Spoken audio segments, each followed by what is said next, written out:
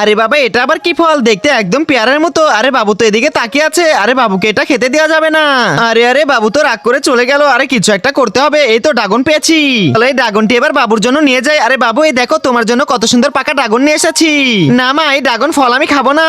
আরে বাবু তো রাগ করেছে, ড্রাগন ফল খাবে না, কিছু একটা করতে হবে। আরে বাবু এই দেখো তোমার জন্য কত সুন্দর লাল আঙ্গুর এনেছি। মা এই আঙ্গুর আমি খাবো না। আরে ধুর চাই, কিছু আর ভালো লাগে না। আরে বাবু তো অনেক রাগ করেছে, কিছু একটা করতেই হবে। আরে বুঝতে পেরেছি, এই পেয়ারের মতো দেখতে বাবু এই ফলটি খেতে চাইছে।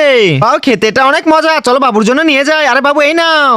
আরে বাবু তো এবারও রাগ করেছে, বাবুর আবার কি হলো? আরে বাবু একটু খাও। আমি কিছুই খাবো না। আরে বাইরে থেকে এটা কিসের আওয়াজ আসে? আরে বাইরে মনে হয় কিছু একটা এসেছে, তাড়াতাড়ি গিয়ে দেখে আসি।